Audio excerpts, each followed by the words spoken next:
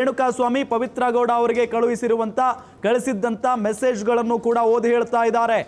ಇಷ್ಟು ಕೆಟ್ಟದಾಗಿ ರೇಣುಕಾಸ್ವಾಮಿ ಪವಿತ್ರ ಗೌಡ ಅವರಿಗೆ ಮೆಸೇಜ್ ಮಾಡಿದ್ದ.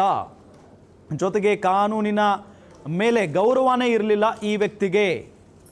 ಈ ರೀತಿಯಾಗಿ ವಾದವನ್ನು ಮಂಡನೆ ಮಾಡ್ತಾ ಇರೋದು. ಜೊತೆಗೆ ಇಂತಹ ವ್ಯಕ್ತಿಗಳನ್ನು ವಿಜೃಂಭಿಸಲಾಗ್ತಾ ಇದೆ ಅಂತ ಹೇಳ್ತಾ ಇದ್ದಾರೆ. ಏನು ಅಪಾರ್ಟ್ಮೆಂಟ್ ಸೆಕ್ಯೂರಿಟಿ ಗಾರ್ಡ್ ದೂರಿನ ಮೇಲೆ FIR ಕೂಡ ದಾಖಲಾಗಿತ್ತು. ಆದರೆ ರೇಣುಕಾಸ್ವಾಮಿ ಮರಣೋತ್ತರ ಪರೀಕ್ಷೆ ತಡ ಮಾಡಿದ್ಯಾಕೆ ಅನ್ನೋದು ಒಂದು ಪ್ರಶ್ನೆ. ಆದರೆ ಪೊಲೀಸರು ಪೋಸ್ಟ್ ಮಾರ್ಟಮ್ ತಡ ಮಾಡಿದ್ಯಾಕೆ ಅನ್ನೋ ನಿಟ್ಟಿನಲ್ಲೂ ಕೂಡ ಇಲ್ಲಿ ಪ್ರಶ್ನೆಯನ್ನ ಮಾಡ್ತಾ ಇದ್ದಾರೆ. ಗಮನಿಸ್ತಾನೆ ಇದ್ದೀವಿ. ದರ್ಶನ್ ಬೇಲ್ ಅರ್ಜಿ ವಿಚಾರಣೆ ಈಗ ನಡೀತಾ ಇರೋದು. ಈಗಾಗಲೇ ಮಧ್ಯಂತರ ಜಾಮೀನಿನ ಮೇಲೆ ದರ್ಶನ್ ಅವರು ಹೊರಗಡೆ ಇದ್ದಾರೆ, ಆಸ್ಪತ್ರೆಯಲ್ಲಿದ್ದಾರೆ. ಆದರೆ ಇದುವರೆಗೂ ಸರ್ಜರಿ ಆಗಿಲ್ಲ. ಯಾಕೆ ಆಗಿಲ್ಲ ಅನ್ನೋದು SPP ಪ್ರಸನ್ನ ಕುಮಾರ್ ಅವರ ಪ್ರಶ್ನೆ. ಇದೇ ವಿಚಾರಕ್ಕೆ ಸಂಬಂಧಪಟ್ಟಂತೆ ಇವತ್ತು ಯಾವ ರೀತಿಯಾದಂಥ ವಾದ ಮಂಡನೆ ಆಗ್ತಾ ಇದೆ ಅನ್ನೋದನ್ನು ನಾವು ಗಮನಿಸ್ತಾ ಇದ್ದೀವಿ. ಈಗ ಮೊದಲಿಗೆ CV ನಾಗೇಶ್ ಅವರು ವಾದವನ್ನು ಮಂಡಿಸ್ತಾ ಇದ್ದಾರೆ, ದರ್ಶನ್ ಪರ ವಕೀಲರು. ಅದರಲ್ಲೂ ಬಹಳ ಪ್ರಮುಖವಾಗಿ ರೇಣುಕಾಸ್ವಾಮಿ ಯಾವೆಲ್ಲ ರೀತಿಯಾಗಿ ಪವಿತ್ರ ಗೌಡ, ಈ ಒಂದು ಪ್ರಕರಣದ A1 ಆರೋಪಿ ಆಗಿರೋ ಪವಿತ್ರ ಗೌಡ ಅವರಿಗೆ ಯಾವ ರೀತಿಯಾಗಿ ಮೆಸೇಜ್ ಮಾಡಿದ್ನೋ ಅದೆಲ್ಲದರ ಬಗ್ಗೆಯೂ ಕೂಡ ಡೀಟೇಲ್ ಆಗಿ ಹೇಳ್ತಾ ಇದ್ದಾರೆ ನ್ಯಾಯಮೂರ್ತಿಗಳಿಗೆ.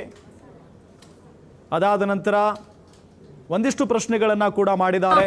ರೇಣುಕಾಸ್ವಾಮಿ ಮರಣೋತ್ತರ ಪರೀಕ್ಷೆಯನ್ನ ತಡ ಮಾಡಿದ್ಯಾಕೆ, ಪೊಲೀಸರು ಪೋಸ್ಟ್ ಮಾರ್ಟಮ್ ತಡ ಮಾಡಿದ್ಯಾಕೆ ಅನ್ನೋ ನಿಟ್ಟಿನಲ್ಲಿ ಪ್ರಶ್ನೆಗಳನ್ನು ಮಾಡ್ತಾ ಇದ್ದಾರೆ.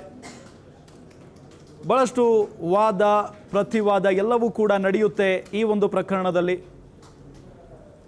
ಆದರೆ ಮುಖ್ಯವಾದಂಥ ಪ್ರಶ್ನೆ ಒಂದೇ, ದರ್ಶನ್ ಅವರು ಯಾಕೆ ಇದುವರೆಗೂ ಸರ್ಜರಿ ಮಾಡಿಸ್ಕೊಂಡಿಲ್ಲ ಅನ್ನೋದು ಪ್ರಮುಖವಾದಂಥ ಒಂದು ಪ್ರಶ್ನೆ. ಕಾರಣ ಇದೇ ಕಾರಣವನ್ನು ಕೊಟ್ಟು ಅವರು ಮಧ್ಯಂತರ ಜಾಮೀನನ್ನು ಪಡೆದುಕೊಂಡಿದ್ದು. ದರ್ಶನ್ ಅವರ ಆರೋಗ್ಯ ಸಂಪೂರ್ಣವಾಗಿ ಹದಗೆಟ್ಟು ಹೋಗಿದೆ, ಎದ್ದೇಳಕ್ಕೂ ಆಗ್ತಾ ಇಲ್ಲ ಅಂಥ ಪರಿಸ್ಥಿತಿಯಲ್ಲಿದ್ದಾರೆ, ಬೆನ್ನು ನೋವಿನಿಂದ ಬಳಲ್ತಾ ಇದ್ದಾರೆ. ಹಾಗಾಗಿ ಸರ್ಜರಿ ಅವಶ್ಯಕತೆ ಇದೆ ದರ್ಶನ್ ಅವರಿಗೆ. ಈ ಕಾರಣವನ್ನು ಕೊಟ್ಟು ಮಧ್ಯಂತರ ಜಾಮೀನನ್ನು ಪಡೆದುಕೊಳ್ಳಲಾಗಿತ್ತು. ಆದರೆ ಹೋಗ್ತಾರೆ ಆಸ್ಪತ್ರೆಗೆ, ಸರ್ಜರಿ ಯಾಕೆ ಮಾಡಿಸ್ಕೊಳ್ತಾ ಇಲ್ಲ ಅನ್ನೋದು ಒಂದು ಪ್ರಶ್ನೆ. ಅವರ ಆರೋಗ್ಯ ಸಂಪೂರ್ಣವಾಗಿ ಹದಗೆಟ್ಟು ಹೋಗಿದೆ, ಸರ್ಜರಿ ಅವಶ್ಯಕತೆ ಇದೆ. ಇಲ್ಲ ಅಂತ ಅಂದರೆ ಬೇರೆ ರೀತಿಯಾಗಿ ಆಗಿ ಹೋಗ್ಬಿಡುತ್ತೆ ಅವರ ಆರೋಗ್ಯದ ಸ್ಥಿತಿ. ಕೆಲವೊಂದು ಕಡೆ ಆ ಸಂದರ್ಭದಲ್ಲಿ ಹೇಳಿಕೆಯನ್ನು ಕೊಟ್ಟಿದ್ದನ್ನು ಕೂಡ ನಾವು ಗಮನಿಸಿದ್ವಿ. ಅಕಸ್ಮಾತ್ತಾಗಿ ಈ ನೋವು ಹೀಗೆ ಕಂಟಿನ್ಯೂ ಆದರೆ ಪ್ಯಾರಾಲಿಸಿಸ್ ಅಟ್ಯಾಕ್ ಆಗುವಂಥ ಸಾಧ್ಯತೆಯೂ ಕೂಡ ಇದೆ ಅಂತ ಹೇಳಲಾಗಿತ್ತು. ಹಾಗಾಗಿನೇ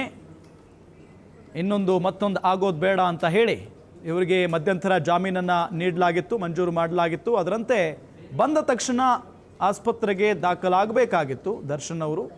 ಆದರೆ ಈಗ ದಾಖಲಾಗಿದ್ದಾರೆ, ಸರ್ಜರಿ ಮಾಡಿಲ್ಲ, ಇನ್ನೂ ಕೂಡ ಮಾಡಿಸ್ಕೊಂಡಿಲ್ಲ. ಅಂದರೆ ನೋವು ಮಾಯ ಆಗಿ ಹೋಗ್ಬಿಡ್ತಾ ಜೈಲಿಂದ ಹೊರಗಡೆ ಬಂದ ನಂತರ?